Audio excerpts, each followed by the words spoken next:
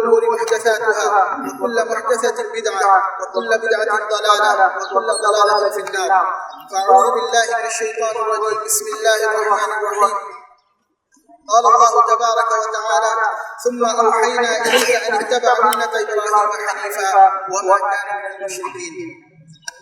تمام تعریفیں بڑائی و کبریائی اس رب ذوالجلال کے لیے ہے جس نے مجھے اور آپ کو پیدا کیا اور اس اندھیری دنیا میں بے یار و مددگار نہیں چھوڑا، بلکہ قدم قدم پر ہماری رہنمائی کے لیے ہماری رہنمائی فرمائی. اور لاکھوں کروڑوں درود ہوں محمد مصطفیٰ صلی اللہ علیہ وسلم پر، جنہوں نے اللہ تبارک و تعالیٰ کے اس دین کو ہم تک پہنچانے میں کوئی کسر باقی نہیں چھوڑی. سامعین اکرام، آج عید کا دن ہے.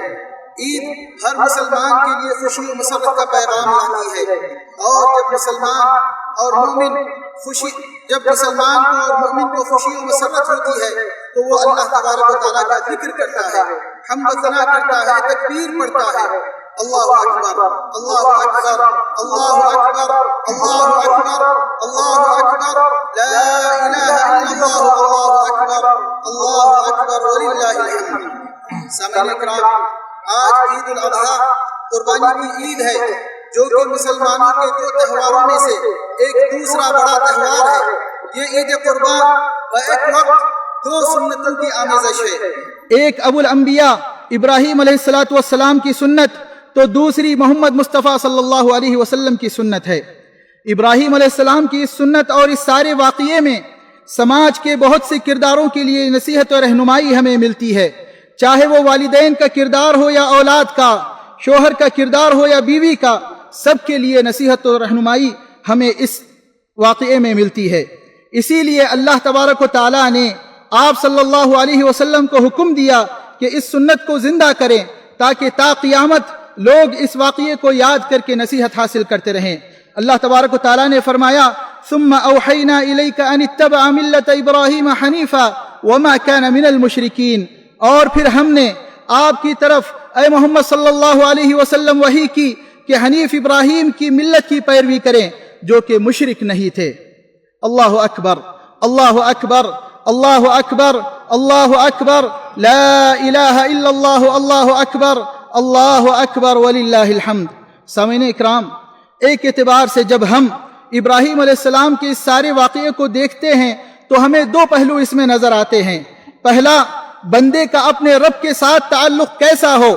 ابراہیم علیہ السلام جو کہ اللہ کے نیک بندے ہیں، اللہ کے جلیل القدر نبی ہیں، اس کے باوجود آزمائش پر آزمائش، آزمائش پر آزمائش، اور ہر آزمائش پر آپ کھرے اترتے ہیں، ہر حکم کو بجا لاتے ہیں. اللہ تعالیٰ کے اس دین کو پھیلانے میں، اللہ تبارک و تعالیٰ کے اس دین کو پھیلانے کا حکم ہوتا ہے تو ساری قوم کے سامنے نڈر ہو کر نہت توحید کا پیغام لے کر پہنچ جاتے ہیں. مختلف طریقوں سے رشتہ داروں کو، والدین کو اور ساری قوم کو سمجھانے کی کوشش کرتے ہیں اور کلمہ توحید سب کے سامنے بلند کرتے ہیں. اکیلے تنے تنہا اس کلمہ توحید کو سب کے سامنے، ساری قوم کے سامنے بلند کرتے ہیں. اللہ اکبر، اللہ اکبر، اللہ اکبر، لا الہ الا اللہ، اللہ اکبر، اللہ اکبر وللہ الحمد. سامعین اکرام، پھر اللہ تعالیٰ کے اس دین کو پھیلانے میں عمر کا ایک حصہ ابراہیم علیہ السلام کا گزر جاتا ہے، اور 80 سال کی عمر میں اللہ تعالیٰ اولاد کی نعمت سے نوازتا ہے تو اللہ تعالیٰ کی طرف سے ایک اور آزمائش آتی ہے کہ بیوی بچے کو ایک سنسان وادی میں چھوڑ کر چلے جاؤ، اور آپ اس آزمائش پر بھی کھرے اترتے ہیں اور اپنے بیوی اور شیرخوار بچے کو مکے کی سنسان وادی میں چھوڑ کر چلے جاتے ہیں اور اللہ تبارک و تعالیٰ کے حکم کو بجا لاتے ہیں. اللہ اکبر، اللہ اکبر، اللہ اکبر، اللہ اکبر، لا الہ الا اللہ، اللہ اکبر، اللہ اکبر وللہ الحمد. پھر ایک عرصہ گزر جاتا ہے اللہ تعالیٰ کے اس دین کو پھیلاتے ہوئے، اور اللہ کی طرف سے ایک اور آزمائش ہوتی ہے اور حکم ملتا ہے کہ اپنے لخت جگر کا نذرانہ پیش کیا جائے، اور آپ اس آزمائش پر بھی کھرے اترتے ہیں. اور اللہ تعالیٰ اسماعیل علیہ السلام کی جگہ جنت کی طرف، جنت میں سے ایک مینڈھا اتارتا ہے، اور وہ اللہ تبارک و تعالیٰ کی طرف سے ابراہیم علیہ السلام کے لیے تحفہ ہوتا ہے، اور اسماعیل علیہ السلام کی جگہ اس کی قربانی دی جاتی ہے. اللہ اکبر، اللہ اکبر اللہ اکبر اللہ اکبر لا الہ الا اللہ اللہ اکبر وللہ الحمد۔ سامعین اکرام، ان تمام واقعات سے یہ سبق ملتا ہے کہ ایک بندے کا اپنے رب کے ساتھ تعلق کیسا ہونا چاہیے، اس کی اطاعت و فرما برداری کا پیمانہ کیا ہونا چاہیے۔ آج ہم اللہ تبارک و تعالیٰ اس کے رسول کے احکامات کو بجا لانے کے لیے چھوٹی چھوٹی قربانیاں دینے کے لیے تیار نہیں ہوتے۔ نماز و روزے کے لیے وقت اور نیند کی قربانی، زکوٰۃ و حج کے لیے مال کی قربانی، الغرض اس کے علاوہ زندگی کے مختلف مقامات پر اللہ اور اس کے رسول کے احکامات کے آگے ہم اپنے ذاتی مفادات کی قربانی دینے کے لیے تیار نہیں ہوتے۔ لہذا خبردار ہو جاؤ، یہ سنت ابراہیمی ہمیں سکھاتی ہے کہ ہم اللہ اور اس کے رسول کے احکامات کو بحسن خوبی بجا لائیں۔ اللہ اکبر اللہ اکبر اللہ اکبر لا الہ الا اللہ اللہ اکبر وللہ الحمد۔ محترم حضرات، اس سارے واقعے کا دوسرا پہلو، ابراہیم علیہ السلام کی ساری زندگی کا دوسرا پہلو ہمیں یہ سکھاتا ہے کہ بندے کا بندوں کے ساتھ تعلق کیسا ہونا چاہیے، جس میں سماج کے 4 اہم کردار خصوصی طور پر سامنے آتے ہیں: والدین، اولاد، شوہر اور بیوی۔ والدین کی جہاں تک بات ہے تو دونوں طرح کے والدین کے ساتھ سلوک کرنے کا سلیقہ اس میں ملتا ہے۔ والدین اگر مسلمان نہ ہوں، اللہ تبارک و تعالیٰ کے نافرمان ہوں، تو ابراہیم علیہ السلام کا اپنے والدین کے ساتھ تعلق کیسا تھا؟ یہ سکھاتا ہے کہ ہر بات مانی جائے سوائے اللہ تعالیٰ کے ساتھ کسی کو شریک کرنے کے، ان کی ہر بات سنی جائے سوائے اللہ تبارک و تعالیٰ کی نافرمانی کے، کیونکہ لا طاعۃ لمخلوق فی معصیۃ الخالق۔ اور اگر والدین مسلمان ہوں، اللہ کے فرما بردار ہوں، تو اسماعیل علیہ السلام کا تعلق اپنے والد ابراہیم علیہ السلام کے ساتھ یہ بتاتا ہے کہ ان کی ہر بات مانی جائے، ان کی مشکل سے مشکل فرمائش بھی، ان کی مشکل سے مشکل فرمائش کے لیے بھی اپنا سر تسلیم خم کر دیا جائے۔ آج ہمارے معاشرے میں اطاعت والدین کا فقدان ہے، ماں باپ بچوں سے، ان کے سلوک سے پریشان ہیں۔ اولڈ ایج ہومز اس کی گواہی دیتے ہیں۔ لہٰذا اپنے والدین کے ساتھ حسن سلوک کریں، ان کے ساتھ اچھے سے اچھا برتاؤ کریں اور ہمیشہ ان کو خوش رکھنے کی کوشش کریں، کیونکہ والدین کی رضامندی میں اللہ تبارک و تعالیٰ کی رضامندی ہے۔ اللہ اکبر اللہ اکبر اللہ اکبر لا الہ الا اللہ اکبر وللہ الحمد۔ اور والدین کو اس واقعے سے یہ سبق ملتا ہے کہ اپنی اولاد کی اچھی تربیت کریں، اور اس میں بھی خصوصاً ایک عورت کا بڑا اہم رول اور بڑا اہم کردار ہوتا ہے ماں کی شکل میں، کیونکہ کہا جاتا ہے کہ ماں بچوں کے لیے پہلا مدرسہ ہوتی ہے۔ اور اسماعیل علیہ السلام کو جو ان کی والدہ نے تربیت کی، ہائے ہائے قربان جائے ایسی ماں پر۔ بیٹا اپنے باپ کو ایک عرصے بعد دیکھتا ہے اور ان کے ایک حکم پر اپنی جان نچھاور کرنے کے لیے تیار ہو جاتا ہے۔ اور آج ہمارے معاشرے میں ایسی مائیں بھی ہیں جن کے شوہر ایک عرصے 2-4 سال کمانے کے لیے باہر ملکوں میں گزار دیتے ہیں، اور جب اپنے گھروں کو لوٹتے ہیں تو اپنی اولاد کے تیور بدلے ہوئے پاتے ہیں۔ اور یہ ایک ماں کی تربیت کا نتیجہ ہے۔ اور ایک ماں اسماعیل علیہ السلام کی ماں تھی، جن کی عکاسی علامہ اقبال نے ان الفاظ میں کی: وہ فیضان نظر تھا یا کہ مکتب کی کرامت تھی، یہ فیضان نظر تھا یا کہ مکتب کی کرامت تھی، سکھائے کس نے اسماعیل کو آداب فرزندی۔ اللہ اکبر اللہ اکبر اللہ اکبر لا الہ الا اللہ اکبر وللہ الحمد۔ سامعین اکرام، اس واقعے سے ہمیں شوہر و بیوی کے تعلق سے بھی بہت سا سبق ملتا ہے کہ شوہر اللہ تبارک و تعالیٰ کے احکامات کی پابندی کرے اور بیوی بھی بھرپور اس کار خیر میں ساتھ دے، اس کی اطاعت و فرما برداری کرے، اور اس کی غیر حاضری میں اس کے مال کی، اس کی اولاد کی اور اپنی عزت و آبرو کی حفاظت کریے۔ نبی اکرم صلی اللہ علیہ وسلم نے فرمایا کہ اگر اللہ تعالیٰ کے بعد کسی کو سجدہ کرنے کا حکم ہوتا تو بیویوں کو اپنے شوہروں کو سجدہ کرنے کا حکم دیا جاتا۔ اللہ اکبر اللہ اکبر اللہ اکبر لا الہ الا اللہ اکبر وللہ الحمد۔ سامعین اکرام، قربانی کے تعلق سے آخری بات کہہ کر میں اپنی بات ختم کرتا ہوں۔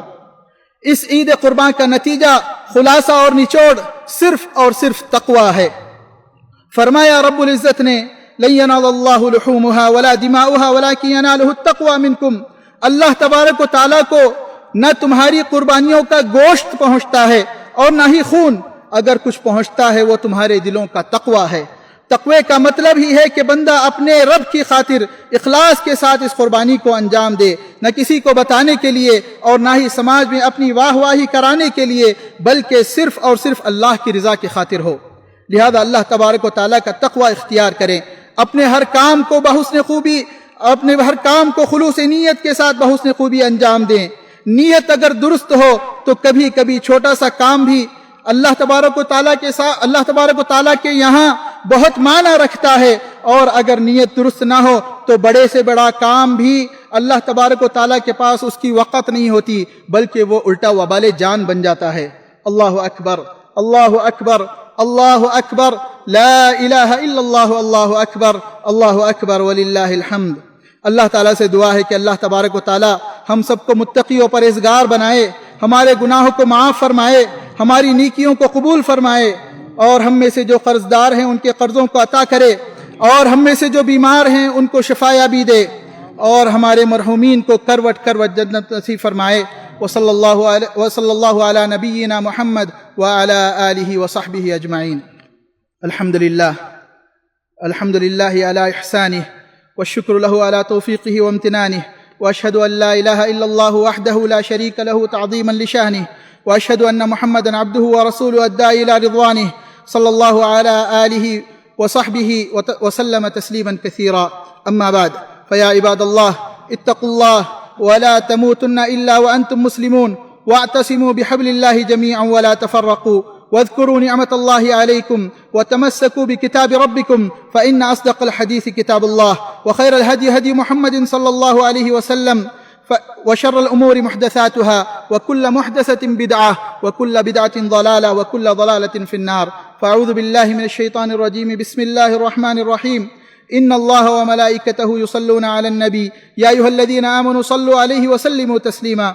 اللهم صل على محمد وعلى آل محمد كما صليت على إبراهيم وعلى آل إبراهيم إنك حميد مجيد. اللهم بارك على محمد وعلى آل محمد كما باركت على إبراهيم وعلى آل إبراهيم إنك حميد مجيد.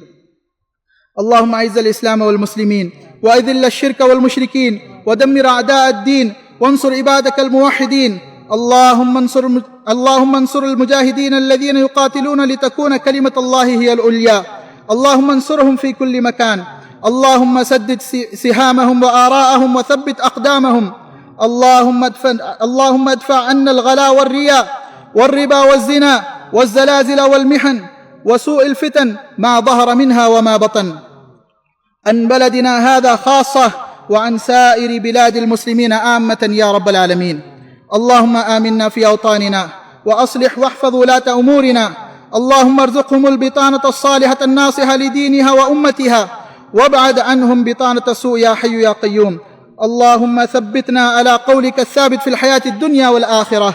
ربنا لا تزغ قلوبنا بعد إذ هديتنا وهب لنا من لدنك رحمة إنك أنت الوهاب. ربنا لا تؤاخذنا إن نسينا أو أخطأنا. ربنا ولا تحمل علينا إصرا كما حملته على الذين من قبلنا. ربنا ولا تحملنا ما لا طاقة لنا به، واعف عنا واغفر لنا وارحمنا أنت مولانا فانصرنا على القوم الكافرين. عباد الله، إن الله يأمر بالعدل والإحسان وإيتاء ذي القربى وينهى عن الفحشاء والمنكر والبغي يعظكم لعلكم تذكرون. واذكروا الله العظيم الجليل يذكركم، واشكروه على نعمه يزدكم، ولذكر الله أكبر والله يعلم ما تصنعون.